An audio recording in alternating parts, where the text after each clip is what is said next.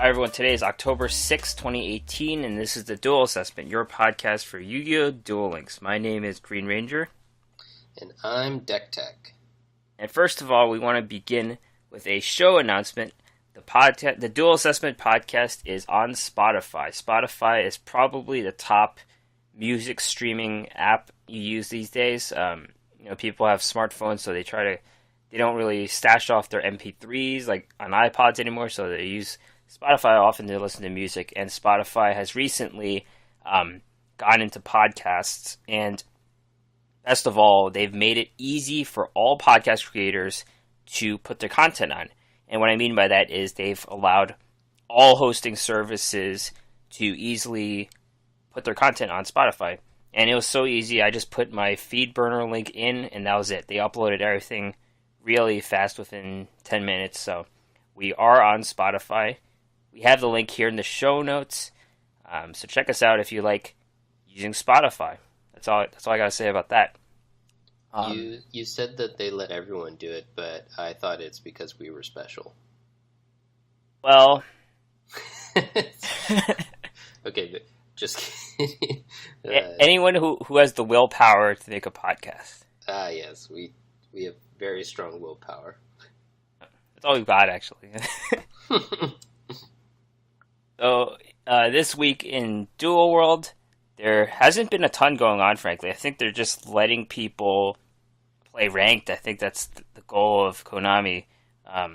We'll explain why the 5Ds launch kind of mellowed down a bit, and we're kind of reverting back to our old meta, but the Duel-a-thon is going on, and there are various new cards through different events and small events that we're going to discuss, and we're also going to discuss some of the farmable cards from the 5Ds characters that we did not go over last week.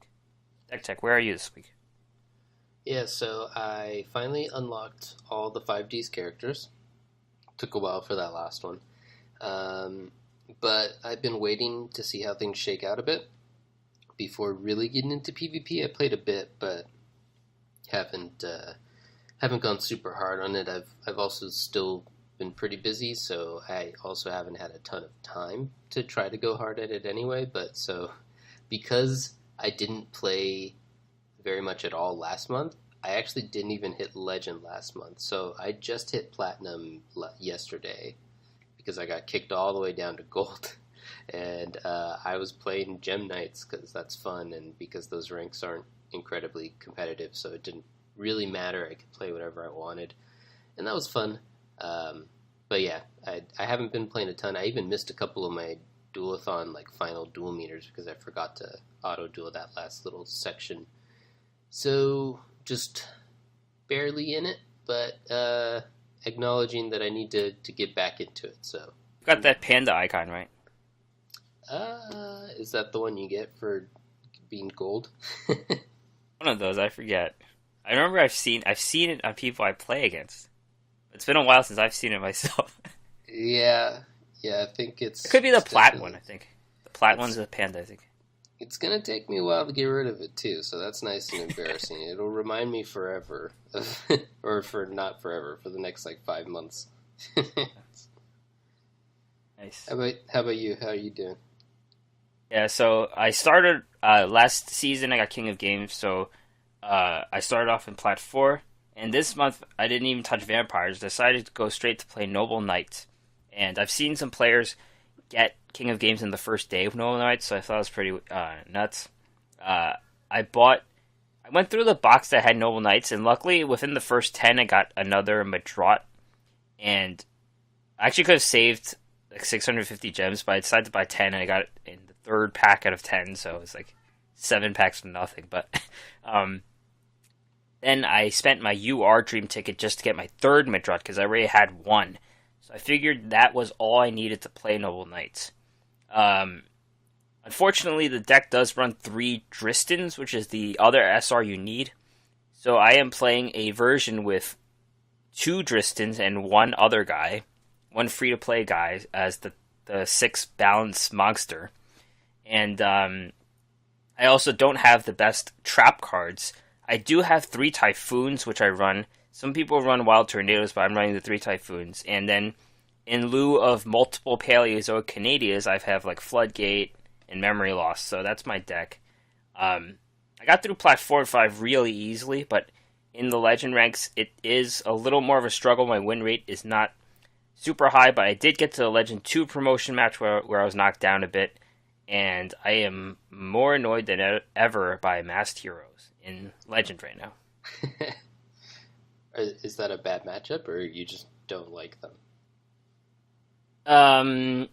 It's kind of like you win right away if they don't have the right hand, but then they have the nutty hand where they have all of the masks in their hand, and I would win if I had the optimal setup, because I could just blow away my equip and destroy their guy when he comes out, and then I win.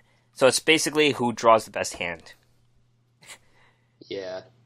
It is it's very powerful and frustrating to face that Anki gets the next mask so that you can then mask out a new Anki. So like because I play a lot of Amazoness, you'll frequently have an attack position guy out, and so that just makes it so easy for them to just attack into it, get another one, maybe even attack into the next one that's also an attack position, get another one, and then send the last one face, and you're just like, oh, okay, I guess I lost.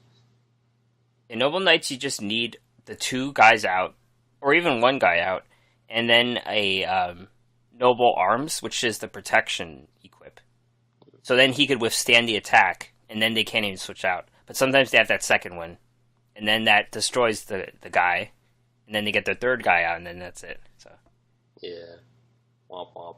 I had one guy who I played against because I was playing in the lower ranks who didn't quite get it, and he wanted to do the whole attack directly and then do the chalice so that it becomes huge, and it's a huge direct attack, but he did the timing wrong, so he just made it like he chaliced his own guy and then started declaring the attackers, and then in doing so he attacked into my like defense position Amazoness, so I just banished his guy. It was like, whoops. Yeah, toggle needs you need a lot of practice with the toggles to get it right. Yeah, it's definitely, I mean, I struggled with real life Yu-Gi-Oh because it didn't tell you that you could do those things, and the rules are a little bit weird.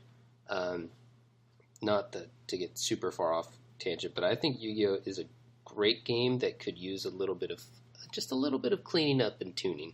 But anyway, Been that way forever. Yeah, exactly. Fortunately. Well, yeah, me playing physical Yu-Gi-Oh, that was a forever ago. That's accurate. Dinosaurs roamed the earth. Old guys playing cards. So, we're going to talk about this week in Esports Duel Links Meta Weekly 40. And this is a very important weekly, as we've had time for 5Ds to settle, we've had time for synchros and tuners to settle, and unfortunately they did not make much of an impact. That's the takeaway here. Alright, -1, first place. Ties for Heroes, for Hires, and Sealed Tombs Vampires. So the Fur Hires kind of made a comeback, and this is the aggro version. That's not the Mythic Depths. You've got your Hey True Nate, so that's why it's kind of the aggro version of the Cosmic Cyclones. And then the Vampire deck is also a bit more aggro. You've got your Hey True Nades, no Jinzos, no BLS for those counter Vampire matchups. So 2 slightly more aggressive decks. Yep. But neither of them is really neither of them showing up any of the new cards, like you were saying. They're both pretty much what we were used to seeing in the last meta. The Fur Hires is a little bit different. It also runs 2 Mayhem, which we don't always see. So, but they're pretty much the decks that we would have seen last meta. Yeah. Black Jesus, second place. Endless Trap Hell Amazoness and a Ties for Hires. The Amazoness deck. You've got the return of 2 Sages here, so that's something to note. Memory Loss isn't a card you've seen a ton in the deck, but here it is. Needle Sealing. And then the Fur Hires is also a weird deck. They've got 3 Drowning Mirror Forces and a Galaxy Cyclone, which are cards you don't typically see. And only 1 Dampa, which is also a little bit weird. Econ. Yeah, the Dampa Econ split. So Black Jesus's lists are a little bit different. Like you said, the traps and the monster composition's a little bit off in the Amazonas compared to what we're used to seeing. So he's clearly kind of playing with the specifics and how exactly he wants to tweak his decks. But again, no new cards and two archetypes that we're already familiar with that are, even though he's tweaking with the specifics, there's nothing like incredibly new here. So that's 2 in a row now. That ends here. Our third place player, Cross X, is the hero we all need or deserve. The first deck is the Switcheroo Masked Heroes, and this is a very generic version of it, so there's nothing to really say about the Masked Heroes, but the Endless Trap Hell Amazonas deck has elements of X Sabers. So what you've got are 2 tuners. There's the XX Saber Full Helm Knight, and then also Unknown Synchron. So there are 2 tuners, and then you've got your 4 Synchro monsters. So I guess we could talk about how an Amazonas deck became a hybrid Synchro deck. Like, what was cut? Yeah, so I was thinking about doing this myself, actually, to splash in a little bit of Synchro stuff with the Amazonas, because it seems to fit pretty well in that Amazonas is great at special summoning, which lets you ramp up to your Synchros, and it's also great at getting rid of cards you don't want, because your Princess just discards them. And so if you want to Synchro, it's easier to do it, and if you don't want to, you're not hurting too much by making your deck more able to do so. This is not running the trap monster that you get from the Precon deck, which I think I would run in it because it works well with the deck's themes as well. But it is running, I guess he felt he needed the Shinseng Hu because he doesn't have maybe a Sage, I guess, would maybe protect it, but he does have the Witch. So I think there's a little bit of room to tweak here. In terms of specifically what he got rid of, there's not really anything you super need to highlight. His trap composition's maybe a little bit different and a little bit lighter than what you would normally see in an Endless Trap Hell version. But that's probably good because in playing like Endless Trap Hell versions, I sometimes feel like I've run out of cards because all I have are reactive traps. And so I think this is a good start. It's a good shell. It's a good idea, especially since it's an idea I also had. But I'm not sure if it'll end up being like the prominent version. The upside is that the cost isn't super high, but at the same time the payoff isn't super high either, because a lot of these aren't super impactful in terms of the synchros, and also sometimes you need to like get rid of things you don't really want to. So for instance, the Stardust Dragon is a level 8. It's one of the better ones for you to get, but because of the numbers that we have available to us, we don't have a 5-star, since the Queen is a 6 and our tuners are a 1 and a 3. So that means that we need to do it with the 1 and then a 4, like your Swordswoman or your Tiger, and a 3. So that means you're paying 3 cards for the 8. So that's not great. And I think they intentionally, we were talking about this before the show, they intentionally made the tuners or the Synchro Summon monsters not that strong and a little bit more difficult to pull out because they were afraid of it being too good and breaking the game or whatever. And so they intentionally gave us a little bit of a weaker starting point for them. And I think that's why we're not seeing more of them. And it's also why maybe we don't even want to see this much of them. So it's definitely something that I plan to experiment with a little bit more once I get a chance to actually sit down and once I'm in those competitive ranks where it actually matters and I'm not just going to play a fun deck that I like to mess around with. You'll probably be seeing them even less. I don't think I've seen a synchro. Yeah, I mean, I agree. I think what's probably going to happen is there's eventually going to be a follow-up, and eventually we'll get a good synchro. Then some of these cards will be worth it. But, so, like, if you feel like trying it out now and investing in it now, it might not be a completely lost investment, but it is also not, like, obviously great. One thing to note, by the way, is if your synchros you can only do it with one tuner, and then non-tuners for all the ones I've seen at least. And so you can't make your math work with your tuner and your other tuner and then another monster. I messed up like that once. But what you can do is the synchro monsters themselves are not tuners. So you can like synchro summon a small one and then send that plus your second tuner to the graveyard to do the big one. So that's why you want to have, like he does here, a 5, a 6. There's no 7 because they intentionally made the 7 too hard to summon, and an 8 because you want to try to ladder, kind of like chain them as much as you can. It gives you the most options to summon, like just if you have any sort of random combination of cards, you're like, oh, okay, these happen to add up to 7, this works out. Or, again, not 7, adds up to 6, so this works out, etc. So that's kind of, I think, a tip if you want to try it out. I think in the future, I know this for a fact that there are synchro tuners. I think that may be too confusing for new players to have at the moment. And there's like things like fusion tuners, and they just throw in tuner with different things. So eventually it may get more complicated. Yeah, that makes sense. Like you said, they want to start out this new concept in the simplest form, and then they'll kind of add on to it as they go. Finally, third place, KSLVD, Cyberstyle Masked Heroes. It's typically, you don't see Cyberstyle with Masked Heroes, but here we are. I think I've seen it in the ladder as well. And it's a bit of a different look. You've got Mirror Walls and Wall of D's. And then finally, the Switcheroo Spellbooks is nothing we haven't seen before.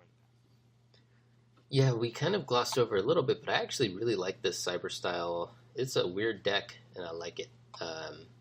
It's got 3 Vision Hero Witch Raider, which I don't think I've ever seen it as a 3 of in a deck, because it's a little bit pricey to get out, but obviously it synergizes well with like Mask Change and just the rest of the deck.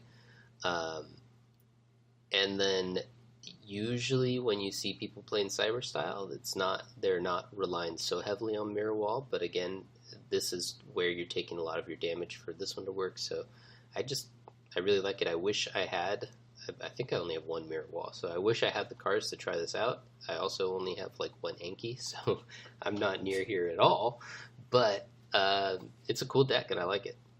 Kudos to KSLVD for making something a little bit different. Still no new cards though. No new cards. Continuing on the esports discussion, there was a big announcement on Twitter or online that Duel Links Meta has partnered with Fade to Karma F2K, esports organization that was heavily known for Hearthstone players. And I guess Gianna and Rob, DK I mean, both were included as part of the F2K brand, and they are known for promoting content creators and also competitive players in Hearthstone. So I think it's a really good thing for Duel Links to get the ball rolling with these organizations. Yeah, me too. I think that it will help promote the game. We've seen how competitive Duel Links is pretty much almost all funneled through and around Duel Links Meta. There are, of course, other organizations that have done and continue to do good work in the scene, but even those organizations seem to pull heavily from Duel Links Meta as well. There's a lot of the same people involved, or they'll refer to the Duel Links Meta as an authority, and that's awesome. But, what happens if one day DK decides he doesn't want to do that anymore, or, God forbid he gets in a car accident or something. Like, we don't want our entire game to be reliant on one person. And so this could help build that scene. It could make more people try to step up so that they get noticed and get brought up by organizations as well. And then, of course, Fate to Karma, like we said, they might not be as well known outside of the Hearthstone community. I know some of our community members were asking us who this org is, but they are really big in the Hearthstone community. Hearthstone has a team competition, and I believe Fate to Karma got second place for the last section, which is essentially a competition of how their players got pro points. So they were like the second most influential pro team for that quarter of the year, last quarter. And then, like you just said in the blurb, they have a lot of the most influential and most well-known kind of personality type streamers and stuff as well, who like to play fun decks or make fun videos and stuff. And they're just really well-known and positive in the scene. And I think that both fits with Duel Links meta, who kind of, they fit both sides of that. They obviously are competitive, with Decade frequently doing very well in like the KC Cups and stuff, and promoting the competitive game himself. But they both do a lot for that community side as well, and it just seems to fit really well. It's a good match, and hopefully F2K can help grow the scene and grow Duel Links meta specifically, and Duel Links meta can help grow F2K as well. The question remains: what team should we join? Should we send their resumes to? We should start sending stuff out. I think we could maybe get Raynad on board. Just use the code TEMPO for 10% off. That's right, yeah. We'll send our stuff out. TS win. They got first place in the team standings, so that would make us better than Duel Links meta. I think that's fair, so we should go for that. All right. So, we are going to talk about random new cards that have been added to the game through different things, and that different thing is the Duel-a-thon this week. We got 2 new cards. This is the main event this week, by the way. Make sure you do all your Duel-a-thons, I guess. Yeah. Ally Mind. Ally Mind is an 1800, 1400, 5-star tuner, machine, dark. It's got stats like a really old Yu-Gi-Oh card where you tribute a guy for 1800 vanilla. But that's not the point. The point is that it's a 5-star tuner.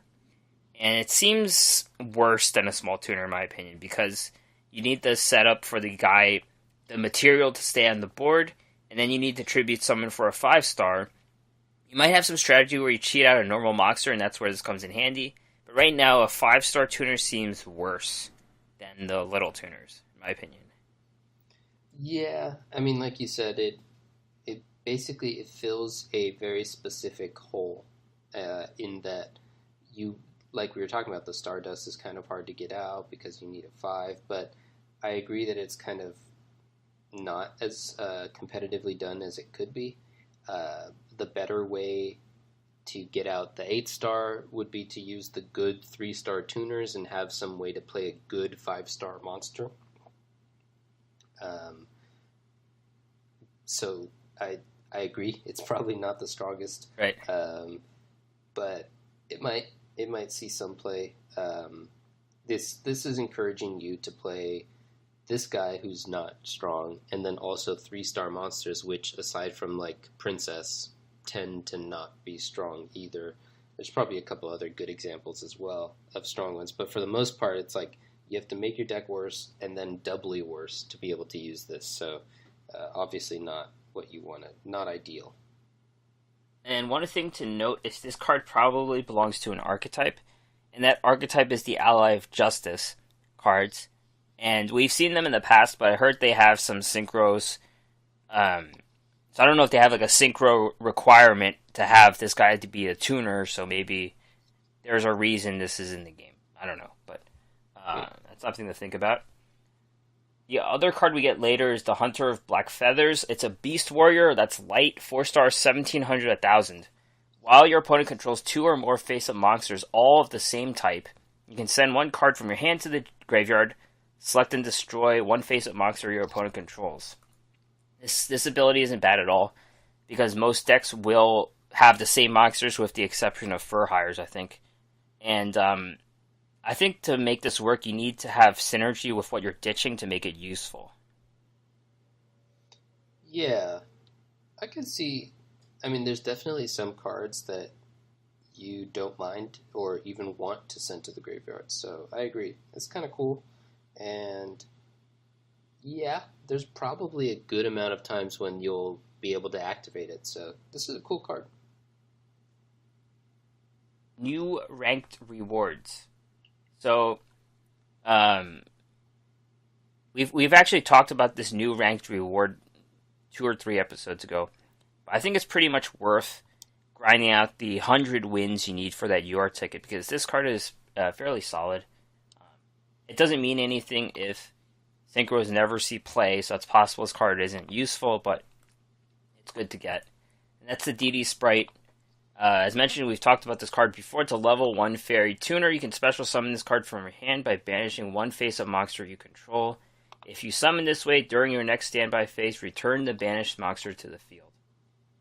So, we're seeing Unknown Synchron come out because it could be cheated, and this is a little more situational, but it could also be cheated, so one of the better tuners to get. Yeah, so I guess I'll have to actually play some PvP. Earth Effigy, it's a 102,000 4-star rock. It's treated as 2 tributes for the tribute summon of an Earth normal monster. I don't remember if the other effigy cards required them to be normal. That seems new to me, but this sticks a little better, I guess. I think the effigies do have to be normal, because I remember I was running back when that deck, like in the very early stages of this game, there was a deck with it, and it was, you were cheating out Blue Eyes, but of course Blue Eyes was one of the best monsters in the game, so I'm not actually sure. Back at that point, It was a simpler time. Yeah, this one's a little better because it sticks around, it has 2,000 defense, and then you could play your two tribute Earth normal monster next, I guess. Yeah, I mean, that does work out really well because you... Oh, okay. It works out very well because, like you said, you can set it, so you don't have to do it all in one turn. I just searched for it, and the effigies do require it to be normal, but there aren't as many effigies. We've had other things that have similar effects that we were thinking of before. There's actually only 2, I think. 2 that I have in my collection, anyway. So what does the Flame Ruler do? That's any flame monster? I remember that was the fire one. Let me see. Yeah, the Flame Ruler doesn't require it to be a normal monster. Yeah. So then there was a dark effigy and then a light effigy, right? Or something. Right, yeah. So that is all correct. I guess what that tells us is that the effigy means that it has to be a normal, and then there's other monsters that have similar effects, because I know there's at least one other one that I'm thinking of as well, that do have that double tribute counting thing, but aren't effigies, so they get to hit anything, I guess. Yeah, the Rose Witch is any plant, I believe. Yeah, and there's another, like, light one or something. But many cards to remember. Yeah. Yeah. We've got thousands of cards stored in our head, so that's tough. Oh yeah, and I don't know the names of any of them. Getting close to 10,000 cards. This game might have 10,000 cards. They're stored by image in my head. It's right. Like I know what the picture is, and I know a little bit of what they do, but I don't know what they're called. If I draw it out before you get the name right. Mm-hmm.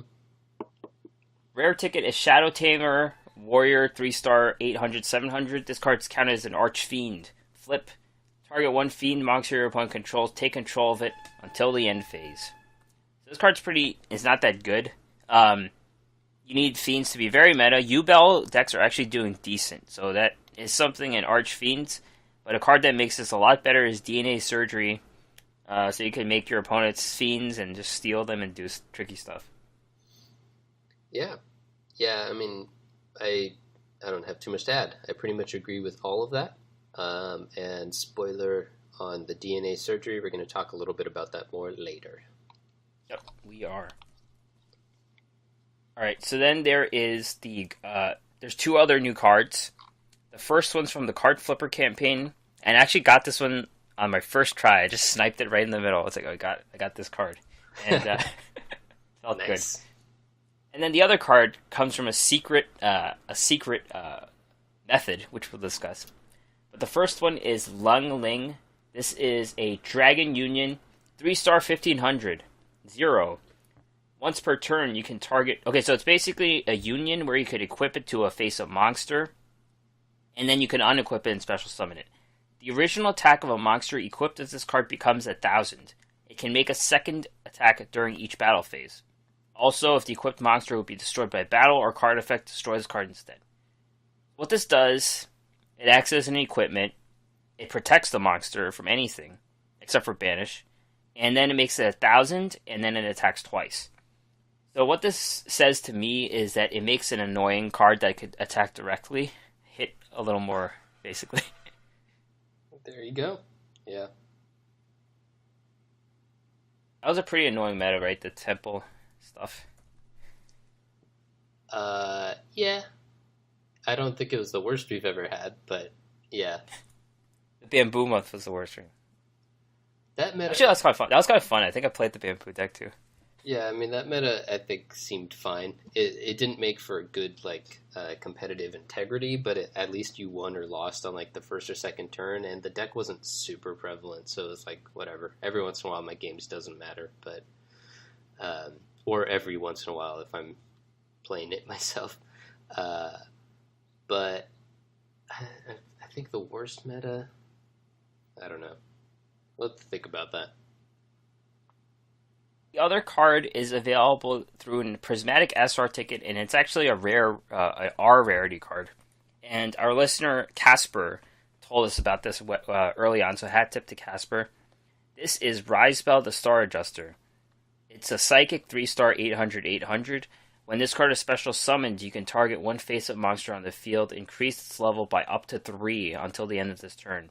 So you can increase the level as 1, 2, or 3. It's up to you. And that is clearly a synchro piece because you try to... You give the monster how many ever stars you want to match whatever synchro you want. And it can be cheated out several ways because Psychics can special summon things quite easily. Yeah, so that actually seems like it might be worth grabbing. Just, not a lot of the cards we already have anyway, so I might end up grabbing that and trying to do some synchro stuff. It's a Prismatic SR, so you would lose out on, whatever farming card you want or pretty card you want to make, but for now, I think it's the card you take for that specific ticket. I don't care about rules, I have money. Sure. Card Trader update. So this is... The Card Trader has done something new where he has 2 cards that have returned as they were previous level up rewards. There is DNA Surgery and Harpy Lady 1. Both cards you got one of from Weevil and My Valentine, and now they're available from the Card Trader. So that's pretty interesting because it could mean that they're giving Synchros or some other cards as future level up rewards, I think. Yeah, so just cards that were non-available through other means we might be able to get playsets now. Is that what you're saying? The synchro cards? Yeah, I agree. I think it's really cool that they're finally making some of these cards more available. Harpy Lady 1, of course, was very powerful for a little bit, and they were probably smart to not give it to us at that time. Right now, it's probably too late for it to make a comeback, but I still got it just in case. DNA Surgery was never powerful in the game, but it does have a lot of synergies, and it's kind of a cool effect. Do you want to talk about what you wanted to do with it now, or? Well, I can't think of the things we want to do with it. I think type, monster type was never really exploited in this game. Sometimes you have a field where it makes sense, but it's something we've never played around with because we've always had one of these cards. Yeah. I like it with things like Regulation of Tribe. That's the fun one right there, right? You do a little bit of a lockdown. Yeah, fun, in quotes. Cypher Soldier. You see a lot of Cypher Soldier decks around, and now you could just hit anything really hard with Cypher Soldier. Yeah, that's true. You can make sure that it works, so that's cool. That might go in the same deck. Right, that might. Fiends, there could be some Fiend... Well, in the graveyard, they don't count as Fiends, but there's this, various Archfiend cards that only work for Fiends. I know that. Yeah. And then, of Zombies? Course, there's type boosts and stuff like that. Bones has that has that field, right? He comes with a skill that comes with the zombie world field, I believe. Uh-huh. Yeah, I think so. Vampires, that could be relevant. Plants.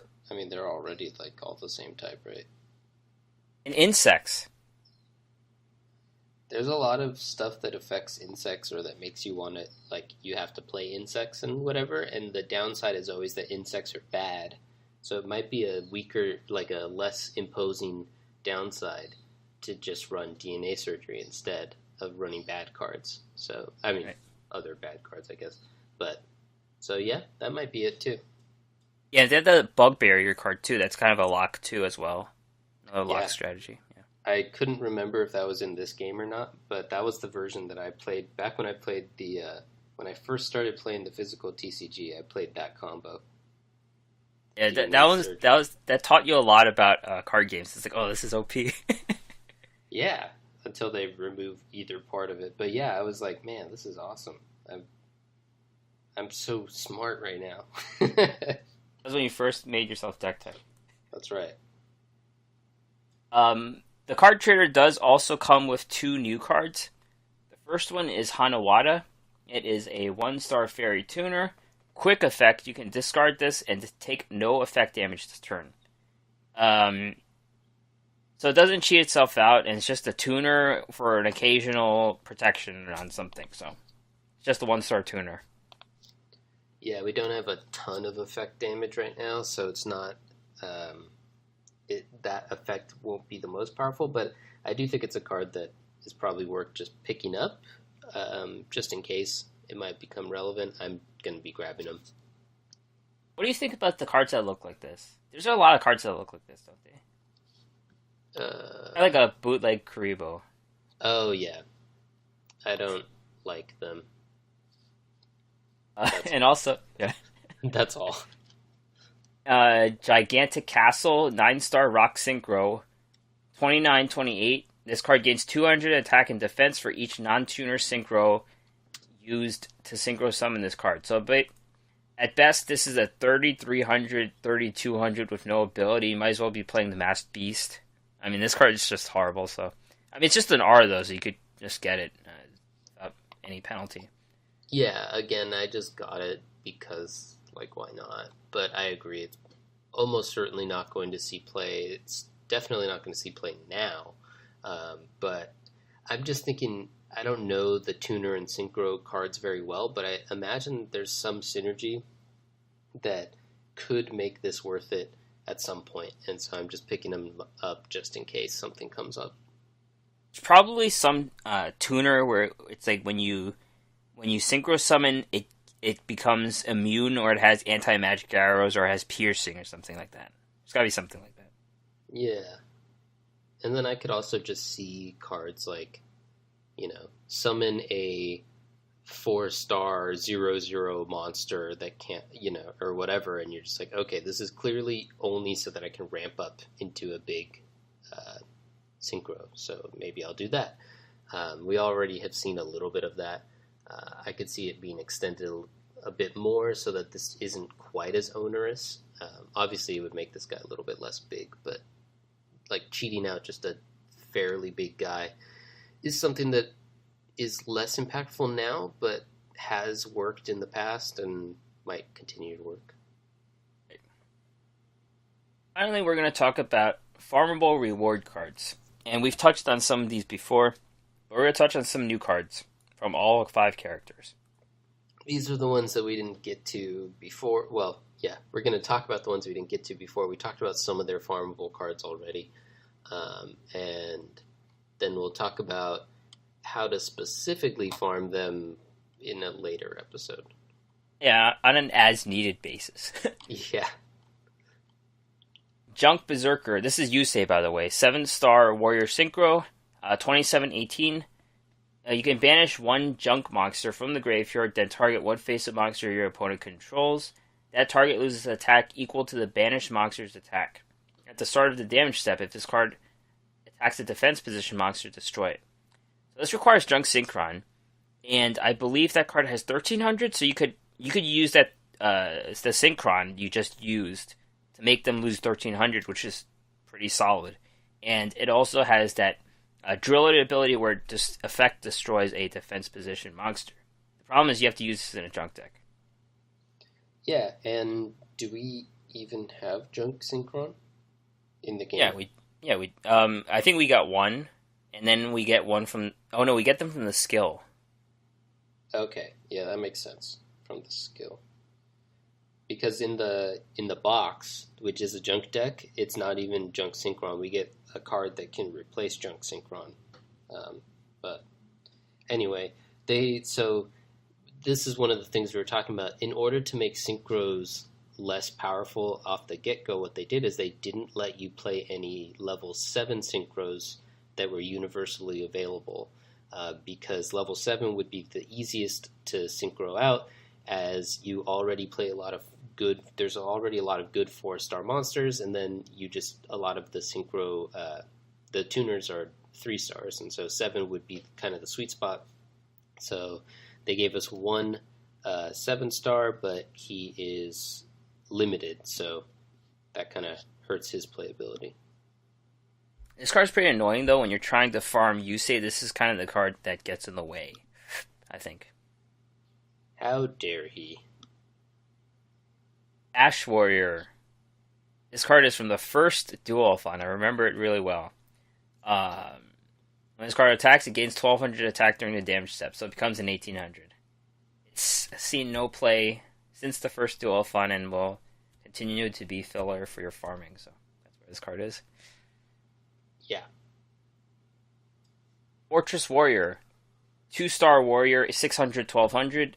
You take no battle damage from attacks involving this card. Once per turn, this card cannot be destroyed by battle. So it's like a Taya Holy Guard card that has some stall ability. Yeah, it's a little bit unclear where I would want to see this played. I guess, like you said, they have to attack into it twice if you just put into defense position. That doesn't seem good enough anymore. So I'm not sure if the allowing you to attack into stuff will at some point be relevant. For the most part, though, I'm just not impressed with this card. Fighting Spirit, equip spell. The equipped monster gains 300 attack for each monster your opponent controls. If it would be destroyed by battle, you can destroy this card instead. It's a weak buff, but it is a protection equip spell. Not that good. Pretty weak for an equip spell, but better than some equip spells, I guess.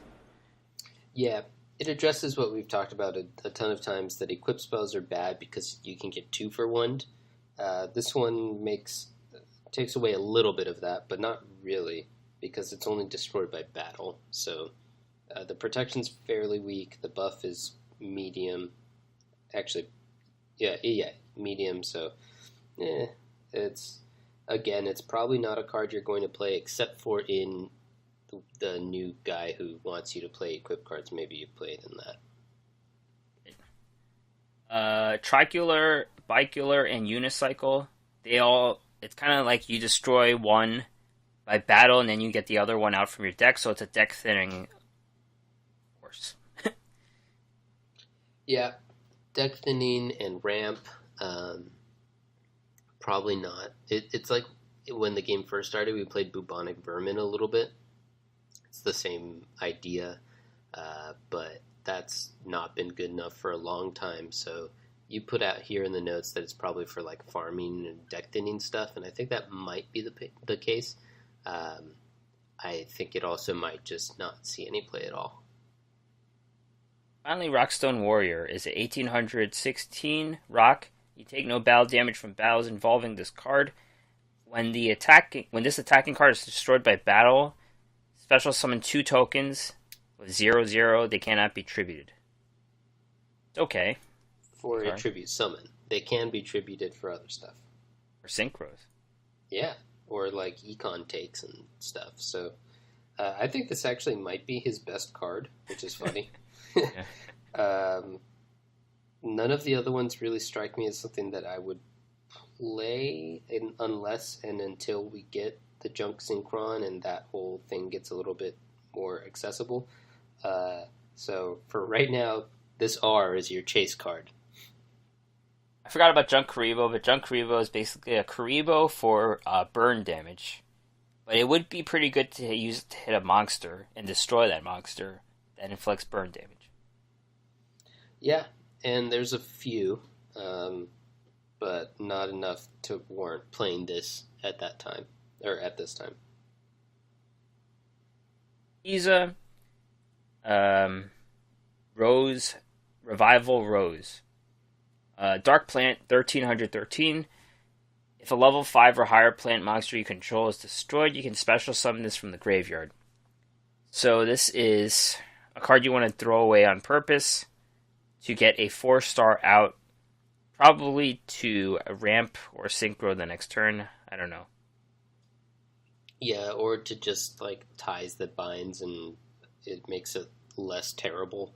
1300 attack isn't much of a beat stick, but it's a nice little extra poke. If you can use your other guys to attack through, then this can be lethal or whatever. So I'm not super impressed with it, but I guess it might see some play. It's kind of like a lot of these cards strike me as, okay, we can do this, but why do we want to? And I haven't yet really found much of an answer why it's worth playing this card and a couple others. Right, you just try to fill out. I think it's if the plant deck doesn't warrant the use of really good cards, but sometimes you could just say, I'll put my econ in this place, or I'll put this really good card in its place, but it seems suited for decks just all plant cards. I don't know if that makes any sense. Yeah, I mean, I think it looks like it's trying to go into we've seen a couple plant decks. Obviously, I can't remember what it's called, but the one that everyone hated is gone now. Yeah, the Sylvans are mostly gone now. It seems like it was supposed to kind of go in there. But again, it's like that deck was pretty refined. Maybe now that Sylvans is much worse, maybe that's where it goes into Sylvans, because it's not as refined and doesn't have as many slots that are just kind of set for it. But that deck's not very good, and I'm not sure if this makes it any better. Yeah, I've heard of plant cards. There could be a Giga Plant deck coming back, because there's a lot of Gemini synergy now. I'm not sure if they're going to make a comeback with these new cards. We shall see. Dark Verger. 2-star plant. When the plant tuner is normal summoned to your side of the field, you can special summon this from the graveyard in attack mode. So it comes out for free. There's already a skill that she has that has this in the graveyard, so if I would just use the skill instead of this card. Yeah, that makes sense. And then that would help you summon easily, so that's cool. The skill sounds decent.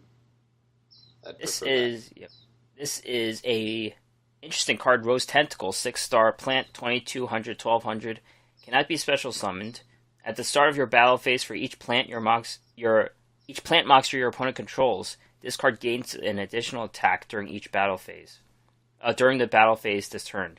Each time this card destroys a plant monster by battle, inflict 300 damage to your opponent. So this is pretty useful if you turn your opponent's monsters into plants. You have a really big turn. Yeah, that DNA surgery value. It seems like the characters have their best cards as R's now. Yeah, I mean, I don't know if this is her best card, but I do think the next one that we're going to talk about is also a similar situation. That's Ivy Shackles, Continuous Trap. All face-up monsters your opponent controls become plants during your turns only. If this face-up card you control is destroyed and sent to your graveyard by opponent card effect, draw one card. So this is, I'd say, better than DNA Surgery if you're playing this plant deck, lockdown type situation. Yeah, for sure. It's also better, like, with Regulation of Tribe, because Regulation of Tribe means you can't attack with your monsters either if they're the thing that's named. But if you run this and you run a deck that doesn't run plants, then you can still attack while your opponent, you can name plant as the type and your opponent can't attack, but you can. So that's a nice little combo. I like that. I think this is the R that might be her best R, at least for that very specific purpose. You'll just get them from auto-dueling her. It's just R's you just get really fast. Star Siphon. This is the last R. Normal trap. When a synchro monster is special summoned target one of them special summon a Siphon token, its level becomes that monster's, and that monster's level becomes 1. This is just it's a trap monster, basically. It gets a token out, and then you could just use that for ramp. Yeah. It's also, it doesn't require it to be your turn, so it's also disruption. If your opponent is running synchros, then you can play this to mess up your opponent's synchro turn where they were going to try to do a synchro summon this turn. So it's a decent little control valve in case synchros got good. We'll see if maybe at some point it becomes a little bit more relevant where you can steal your opponent's stars and stuff. Let's move on to Crow Hogan. We've talked about his first 2 rewards. Blackwing Feigned Steel Chain, 2-star, 500-800. This card can attack directly. If it inflicts battle damage by direct attack, target 1 attack position monster, change it to defense mode. It's like a little poke monster, I guess, and you could force their big defense monsters. But I don't understand the Blackwings in general, like what they're doing. They obviously lost a really good card, so they're just left with things like this. Yeah, it is weird. What this wants you to do is you attack with this first, and then you have a big guy next to this, which is attacking into whatever they had down. That's now in defense position and weaker for that. So because obviously we don't have a second main phase, so you can't do any of the destroyed defense position monster stuff or anything like that. And then they could just flip it back to attack on their turn. So you need to have like another guy available. This card seems pretty bad in my opinion. Against the wind, normal spell, select 1 Blackwing monster in your graveyard, take damage equal to the attack of it, add it to your hand. So this is solid. They typically have very little attack. Some have 0, so you could get a free card back. So there it is. Yeah, it forces you to run the Blackwings, which we just talked about how we're not exactly sure, if you want to do that. But it is good within that archetype. One thing I was noting is that a couple of them do have like attack, 2,200 for the UR guy at least.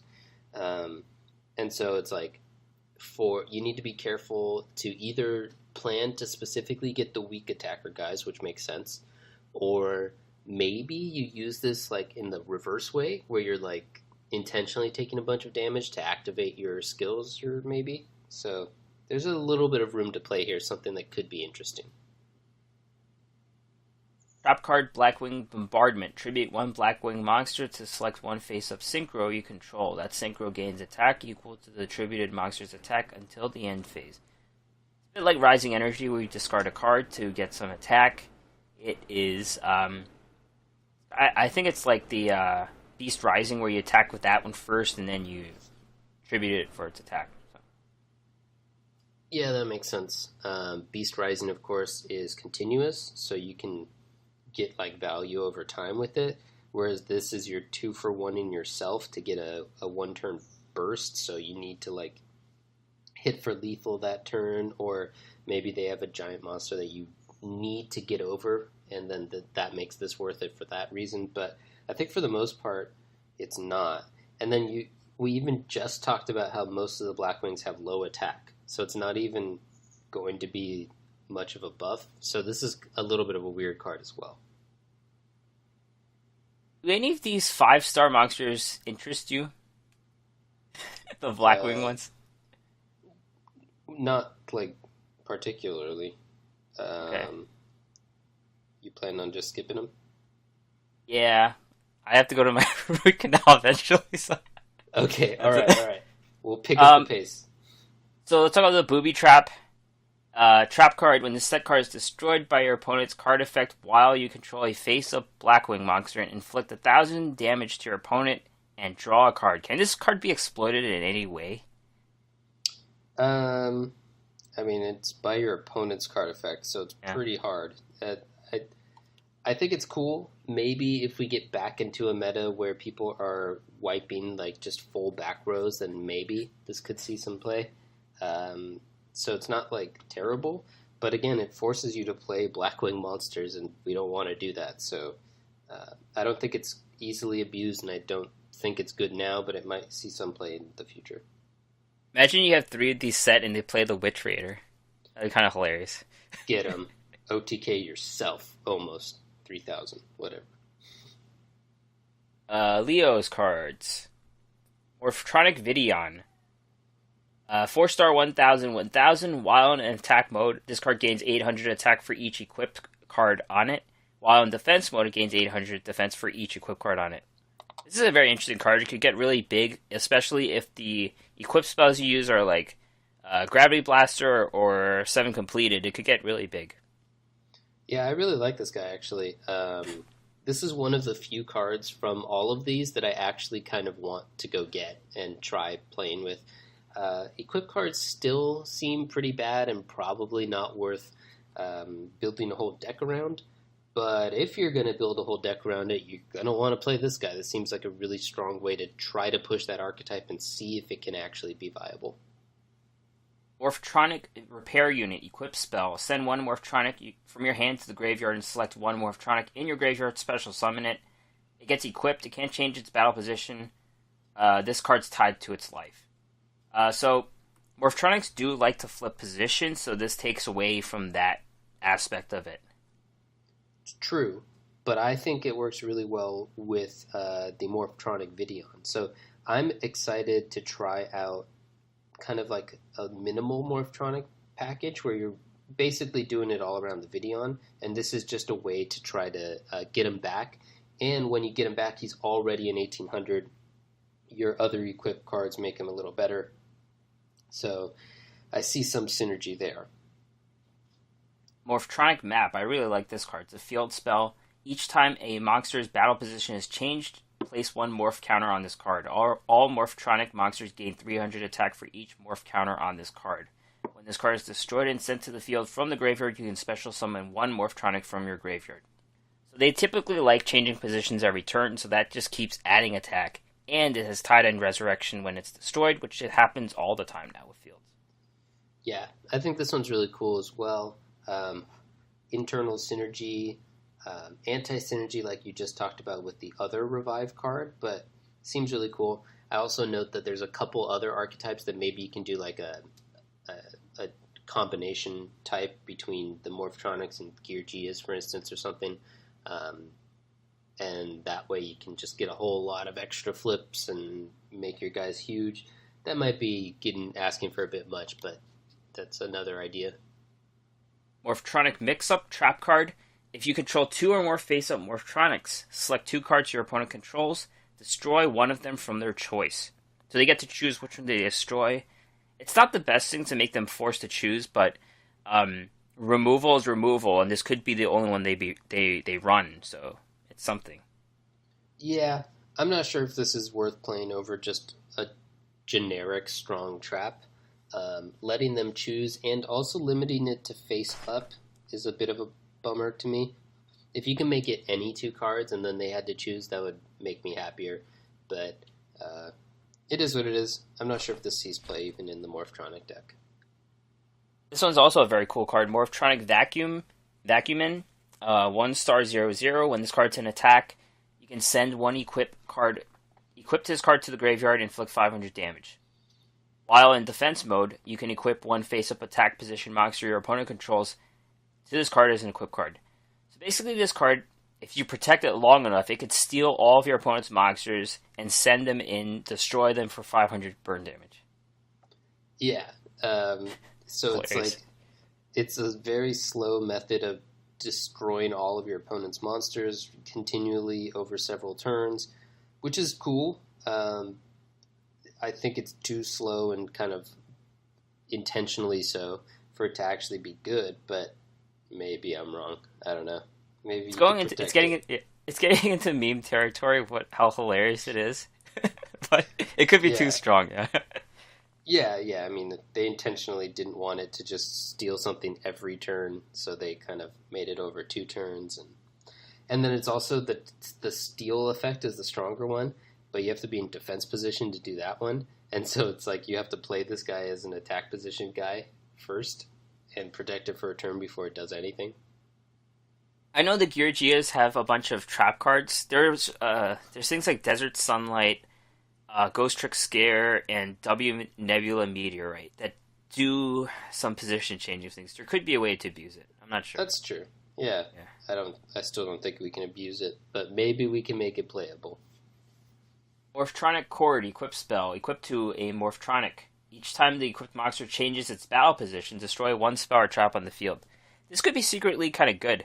I know from playing Noble Knights, having the value of Arfaduder destroying something every turn, a continuous back row removal has some value, I think. Yeah, for sure. This continuous value is good. It has synergy with the rest of the archetype, both the guy who likes to get buffed and the guys who like to switch attack and defense, and the cards that like to switch attack and defense. So this seems like a good card. I am not impressed with the next three. Are you? Do you have any? Do you talk about the trap card or the monsters? I didn't note anything, so I guess not. Let's skip them. All right. Let's get to the last character, Luna. Talked about most of her cards. Regulus is a new one. 1700, 1000 Beast. Once per turn, you can select one field card in your graveyard, return it to the deck. So we don't know how the field thing is going to work.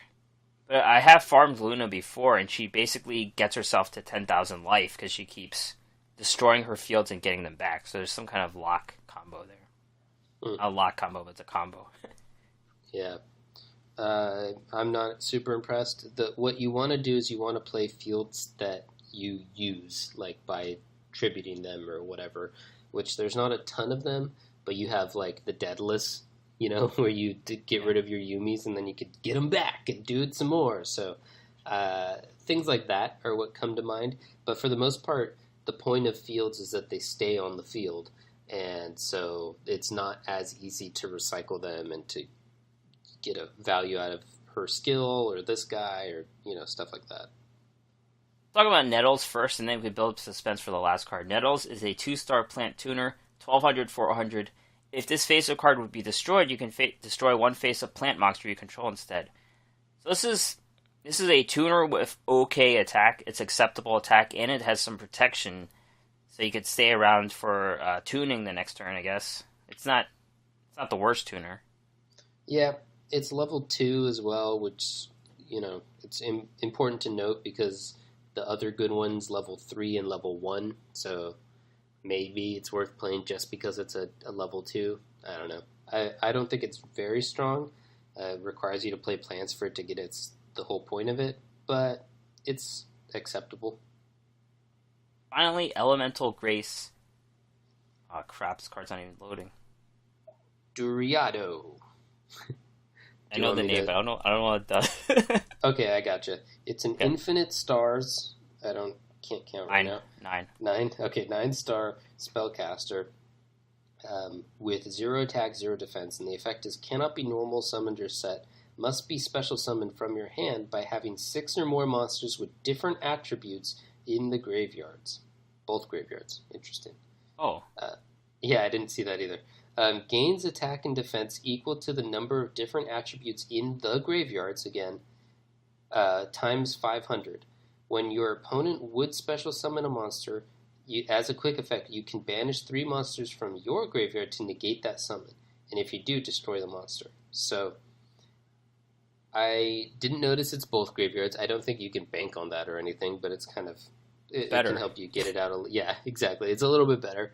But it's a fun effect. You can do stuff like Merchant, bring Merchant back and play this and just play a deck full of random, not random, of course, but just a bunch of different attributes and cheat this out, and it's a beat stick, and it also prevents them from special summoning, so there's some fun stuff that can happen there. I don't think it's going to be a competitive card, because the cards that let you dump your entire deck into your graveyard are intentionally limited. Even Grass Looks Greener wouldn't be good enough for this. You can't rely on it because you need all 6, so you need to dump a lot of cards into your graveyard to be able to reliably get her out.